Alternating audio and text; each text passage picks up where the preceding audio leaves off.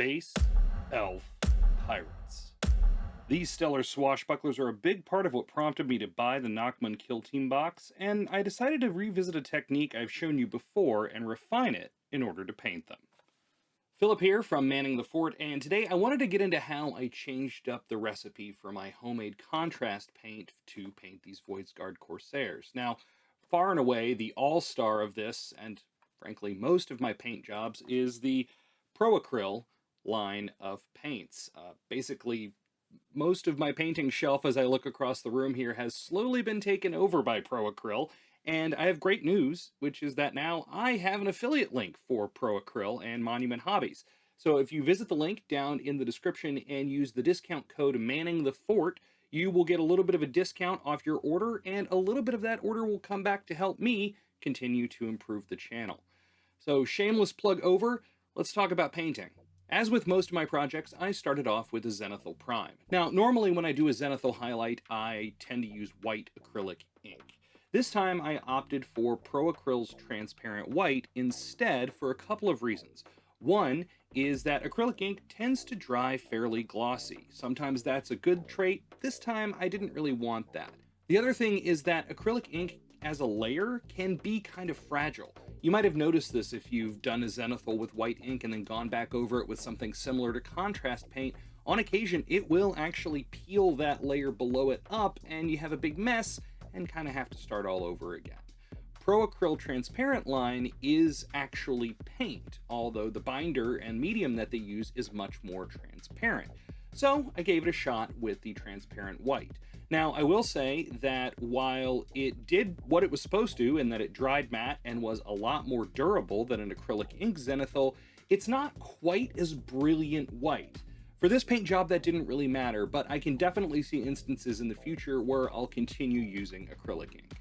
For the armor on these Voids Guard, I decided I really did like the kind of dark teal vibe that was on the official paint jobs from the heavy metal team. And as it turns out, the Pro Acryl transparent green leans pretty hard into a cool green, kind of a teal color, frankly, as you'll see as I start to apply it here. I decided that some homemade contrast made with the transparent green over my Xenithol was probably what the doctor ordered. If you're new to how I mix this, I take a little bit of the base paint and I add in some glaze medium, flow improver, and a little bit of water. The glaze medium helps to be an extra binder so that when you really start to thin the paint down, it doesn't break down.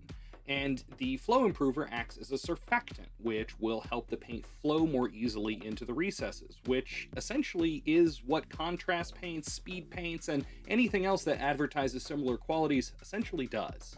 Now, I had tried making homemade contrast with Pro Acryl before, and I had some success with the reds and things like that, but there were some colors that just stayed too opaque, frankly. And that's where I thought the transparent nature of the transparent paints would come in and help. And I was happy to see that I was right about that. It's pretty safe to say that I'm going to be using these Pro Acryl transparents to make a lot of homemade contrast in the future. The other thing about it is they are ridiculously heavily pigmented, like almost to the same degree as an acrylic ink. So a few drops made enough to paint this entire squad and then some. I still had a fair bit left over after this project. If I were just to make up as much of the homemade contrast as I could with this, I'd probably end up with about a liter, I'm guessing. Now onto the cloth. The official paint job for these has this sort of crimson-y, cool red, and I didn't like what it was doing next to the green that they used and that I had used. So I decided to go with a nice deep purple.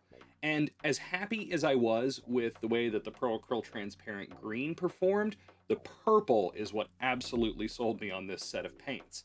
I used the exact same method, mixed up some of my homemade contrast, and applied it straight over the Xenithol Prime. And, well, the results kind of speak for themselves. You get a nice, rich, vibrant purple in one step. Now, for the green, I had gone back over with some of Pro Acryl's new paint, Bright Jade, in order to pick out the edges and things like that, and just give it a little bit more pop and definition.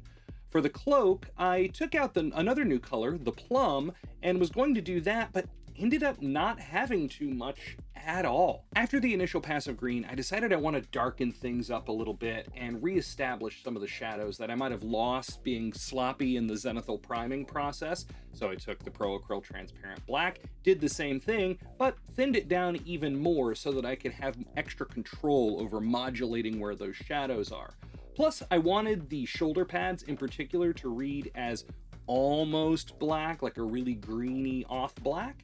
And after a couple of coats on the shoulders, this worked out rather nice. Now, for the weapons, I really liked the idea of black blades with glowing, brightly colored edges. For this, I did take some of that Plum and kind of glaze it in toward the cutting edges of the blade and a little bit toward the backside as well. While almost all of the acrylic paint I used for these models was Pro Acryl, the edges of the weapons were one exception to that, and that's simply because Pro Acryl, as of right now, doesn't have a fluorescent range. Instead, I used AK Interactive's Fluorescent Magenta to really make them pop.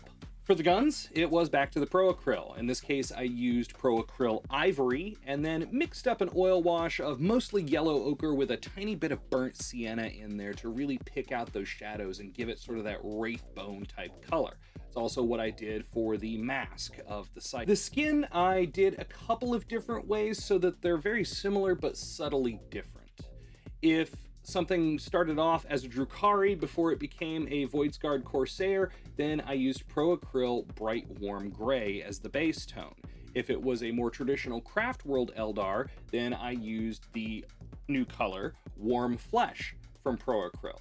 No matter which base I started with, I then went back over that with an oil wash of crimson with just a little bit of burnt umber in there to pick up those shadows on the face. Makes for a nice, really quick, effective way to shade skin tones. And I hate to say it, but from here, you just kind of have to draw the rest of the damn owl.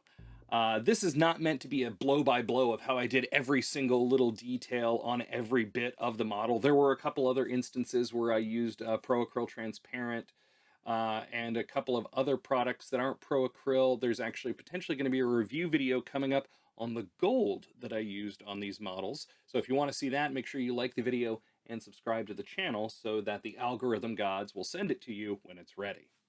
Again, if you've been thinking about trying Pro Acryl, I do have an affiliate link and discount code down in the comments below. The discount code is Manning the Fort. You can click on that link down there, get a little bit off your order, and help me out at the same time, so I'd really appreciate it.